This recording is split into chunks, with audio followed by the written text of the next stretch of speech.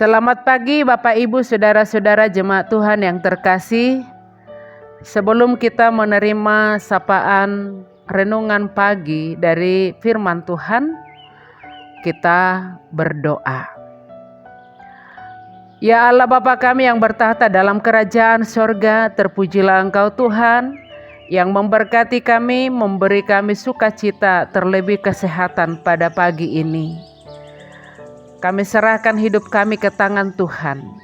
Kami akan melanjutkan segala aktivitas tanggung jawab kami dalam satu hari ini.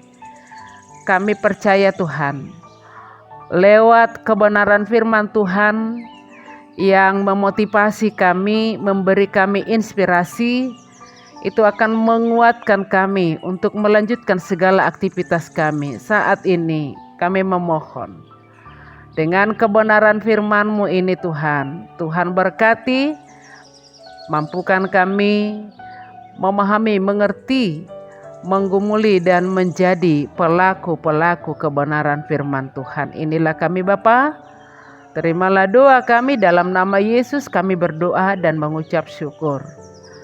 Amin. Bapak Ibu Saudara-saudara jemaat Tuhan yang terkasih, pagi ini Rabu 1 Februari 2023, kita sudah tiba di awal bulan yang baru, bulan Februari.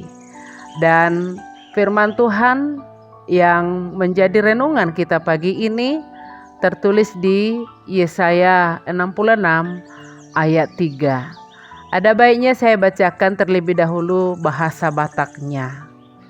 Demikian firman-Nya. Manang ise nama motong sada jonggi, doson si bunuh bawa doi bana disi. Manang ise nama meleho biru-biru, doson halak nama monggolhon rukung nibiang ibana disi. Manang ise nama melehon pelean si panganon, doson nama melehon mudar ni babi ibana disi. Manang ise nama nutung daupa, doson nama muji gana-ganaan ibana disi. Masih todong dalan lomoni rohana bedo nasida, jala di halo mohon rohana sida do, pabahenan nasida na sogir i. Di Alkitab Yesaya 66 ayat 3, mari kita renungkan demikian firman-Nya. Orang menyembelih lembu jantan, namun membunuh manusia juga. Orang mengorbankan domba, namun mematahkan batang leher anjing. Orang mempersembahkan korban sajian, namun mempersembahkan darah babi.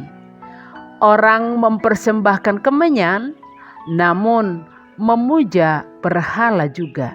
Karena itu, sama seperti mereka lebih menyukai jalan mereka sendiri, dan jiwanya menghendaki dewa kekejian mereka. Demikian firman Tuhan.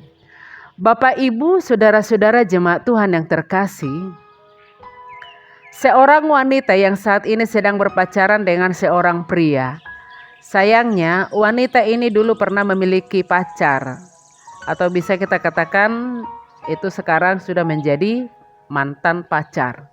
Tetapi wanita ini masih sering menjalin hubungan dengan mantan pacarnya. Wanita ini sebenarnya masih mengharapkan mantan pacarnya kembali, tetapi ia melakukan kesalahan dengan cara memiliki pacar baru lagi. Sahabatnya sering menasihatinya, jika mau pacaran, pilihlah salah satu dan seriuslah. Tetapi wanita ini tidak mau mendengarkan dan sampai saat ini ia pun masih galau karena hal ini ternyata diketahui oleh pacarnya yang sekarang dan akibatnya ia diputuskan oleh pacarnya. Sekarang ia tidak mempunyai pacar, mantan pacarnya juga sudah memiliki pacar baru, sedangkan pacar yang terakhir juga sudah tidak mau lagi karena wanita tersebut mendua. Bapak Ibu Saudara-saudara yang dikasihi Tuhan, ia sering memposisikan diri sebagai korban. Tetapi sesungguhnya ia sendiri adalah pelaku, bukan korban. Karena pacarnya sendiri adalah korban dari sikap mendua hati wanita tersebut. Saudara-saudara, kisah di atas ilustrasi tersebut rasanya cukup familiar di antara para remaja atau pemuda masa kini. Akan tetapi, jauh sebelum tren ini muncul di masyarakat, Tuhan sudah lebih dulu mengkritik sikap bangsa Israel yang mendua hati. Mereka mendua hati secara rohani. Hal ini justru lebih parah dan lebih menyakitkan Tuhan. Bapak Ibu saudara-saudara yang terkasih, firman Tuhan renungan pagi ini mengatakan bahwa Tuhan adalah Tuhan yang luar biasa besarnya. Sebelum nats renungan ini, dikatakan di ayat 1 bahwa langit adalah tahta Tuhan dan bumi adalah tumpuan kakinya. Tuhan menekankan bahwa Tuhanlah yang membuat segala sesuatunya. Oleh karena itu manusia pun seharusnya hanya beribadah dan menyembah kepada Tuhan saja. Akan tetapi bangsa Israel sebagai bangsa pilihan Tuhan justru melakukan hal yang menyakitkan hati Tuhan. Mereka memang beribadah kepada Tuhan. Mereka menyembelih lembu jantan, mempersembahkan domba, mempersembahkan korban sajian, dan mempersembahkan dupa yang harum kepada Tuhan. Akan tetapi, di samping itu, mereka juga melakukan hal yang merupakan kekejian bagi Tuhan. Mereka membunuh manusia, membunuh anjing, mempersembahkan darah babi, memuja berhala, dan lain sebagainya.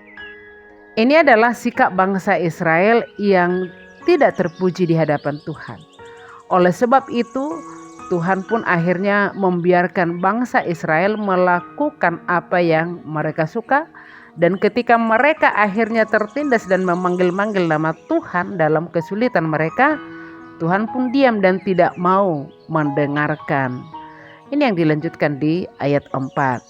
Bapak Ibu, saudara-saudara jemaat Tuhan yang terkasih, Tuhan sangat membenci sikap bangsa Israel yang mendua hati. Seakan-akan menyembah, mengandalkan Tuhan, tetapi masih mencintai, peduli dengan berhala. Mereka terlihat tetap beribadah kepada Tuhan. Tetapi di sisi lain, mereka juga beribadah kepada dewa-dewa lain. Ketika Tuhan menghukum mereka atas dosa-dosanya, mereka lalu protes kepada Tuhan. Mengapa Tuhan begitu jahat kepada kita? Mengapa kita yang selalu menjadi korban? Mereka tidak sadar bahwa apa yang mereka alami adalah karena kesalahan mereka sendiri. Saudara-saudara yang terkasih, Tuhan benci orang-orang seperti itu. Akibatnya, Tuhan akan memalingkan mukanya, memalingkan wajahnya dari orang-orang yang mendua hati seperti bangsa tersebut. Sebaliknya, Tuhan akan menunjukkan wajahnya kepada orang-orang yang tertindas dan orang-orang yang takut dan gentar kepada firman-Nya. Orang-orang seperti ini mungkin secara dunia terlihat sebagai orang-orang yang menjalankan ibadah mereka. Tetapi pada kenyataannya ibadah mereka tidak berkenan di hadapan Tuhan. Karena mereka mendua hati di hadapan Tuhan.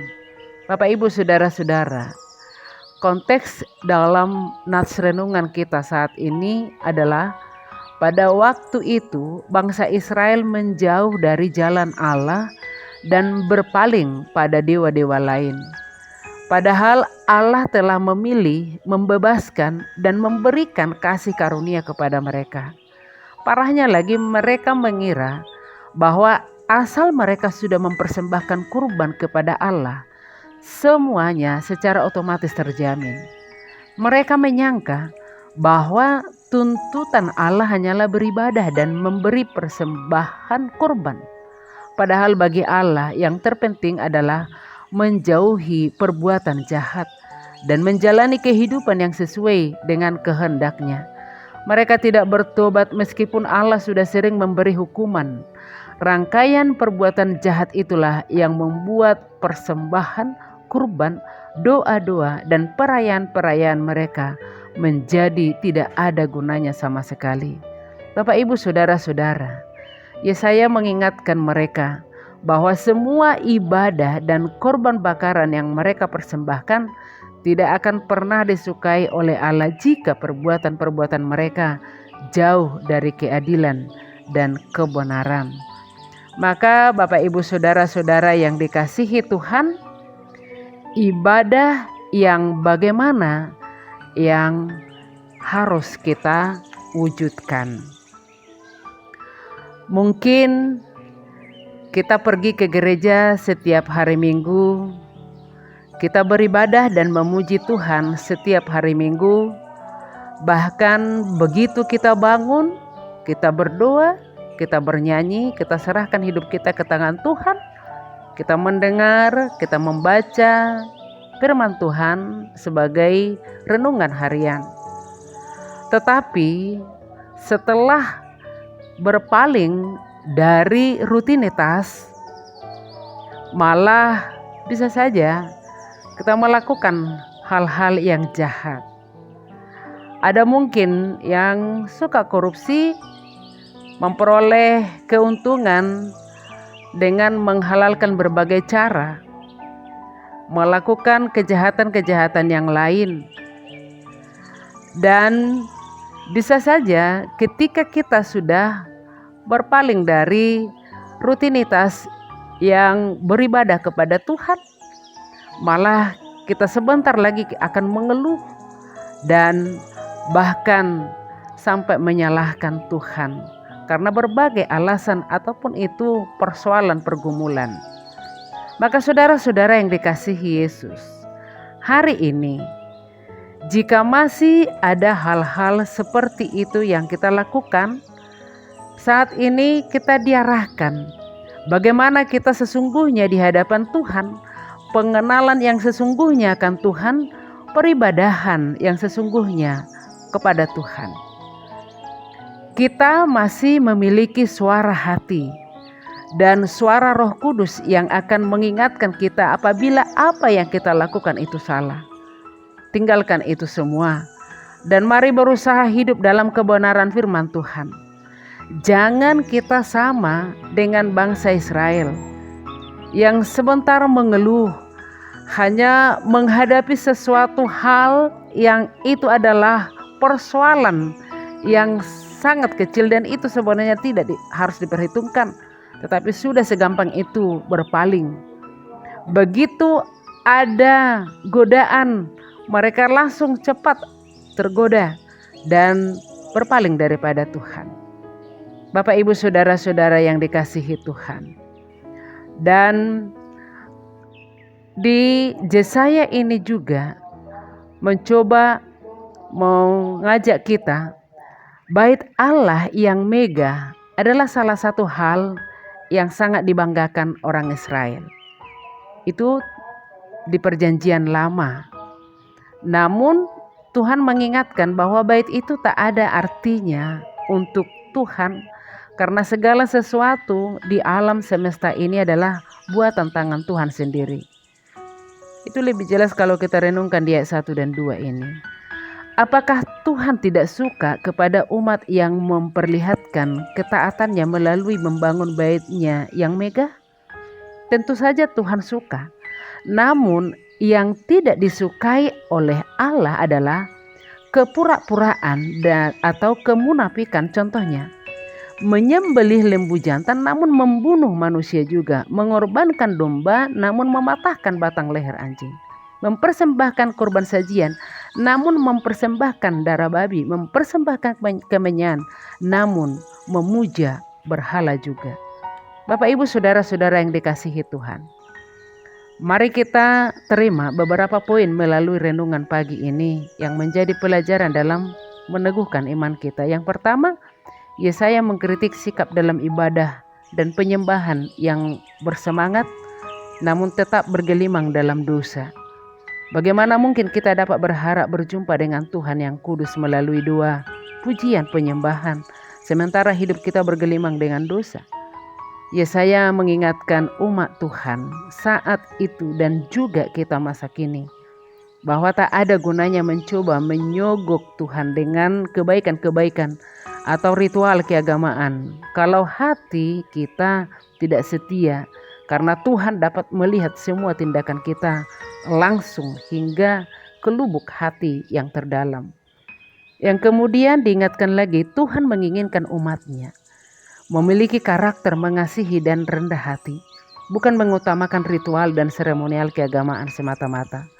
Sebagaimana Ia adalah Allah yang bersemayam di tempat tinggi dan di tempat kudus, tetapi juga bersama-sama orang yang remuk dan rendah hati. Maka seyogianya orang-orang yang telah ditebusnya juga berbuat hal yang sama. Jika kita sungguh mengenal Allah yang kita sembah, maka apa yang menyenangkan hati Allah akan menyenangkan hati kita, dan sesama sebaliknya apa yang mendukakan hati Tuhan akan mendukakan hati kita juga. Mari Bapak Ibu Saudara-saudara, sungguh-sungguh mengandalkan Tuhan, setia selalu kepada Tuhan. Jangan pernah berpaling, sesulit apapun persoalan, seterpuruk apapun keadaanmu, sekecewa apapun yang kau hadapi saat ini, yang membuat hatimu remuk. Tetapi biarlah Allah yang lebih besar, Allah yang kita andalkan. Amin. Kita bersatu dalam doa. Terima kasih Tuhan yang mengingatkan kami dengan kebenaran firman Tuhan. Mampukan kami untuk selalu mengandalkan Tuhan. Bila kami beribadah kepada Tuhan, memuji memuliakan Tuhan, itu adalah buah dari hubungan yang solid, hubungan yang begitu dekat dengan Tuhan, karena kami selalu mengandalkan Tuhan. Engkaulah yang dimuliakan, Engkau yang maha besar. Kemampuan kami sangat terbatas. Untuk itu Tuhan, ingatkan kami selalu, bila kami berpaling dari Tuhan, biarlah kuasa Roh-Mu yang menguasai hati jiwa kami. Berkati seluruh jemaat-Mu Bapa yang baik, terlebih saudara-saudara kami yang sakit menahun. Berikan mereka sukacita, jangan biarkan mereka putus asa, jangan biarkan mereka terpuruk. Secara khusus kami doakan Amang Simatupang Boru Sitio yang dari Patmos, yang saat ini bergumul dengan penyakitnya yang serius di kanker usus Tuhan. Penanganan dokter kehadiran Rumah Sakit Murni Teguh, Tuhan berkati. Dan juga Inang Nyonya Silalahi Boru Pasaribu, kami serahkan ke tangan Tuhan. Nyatakan kuasa-Mu memberi kesembuhan. Berkati kehadiran keluarga Tuhan, anak-anaknya. Dan juga Inang Nyonya Sintua Esiturus Boru Sianipar yang dalam pemulihan, Tuhan berkati. Tuhan berikan sukacita yang daripada Tuhan. Sempurnakan kesehatannya melalui penanganan dokter di hari yang lewat Tuhan. Kami serahkan semuanya ke tangan Tuhan. Berkati kami, jauhkan kami dari segala penyakit. Jauhkan kami dari segala pergumulan. Bila kami harus menghadapi banyak hal kesulitan, nyatakan kuasa-Mu. Mampukan kami mengimani bahwa Tuhan lebih besar, Tuhan lebih dahsyat. Tuhan akan menyempurnakan segala kebutuhan kami. Kami serahkan kehidupan kami ke tangan Tuhan saat ini.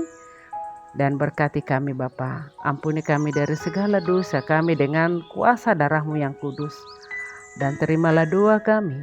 Dalam nama Yesus kami berdoa dan mengucap syukur. Amin. Selamat pagi Bapak Ibu Saudara-saudara. Selamat beraktivitas. Shalom.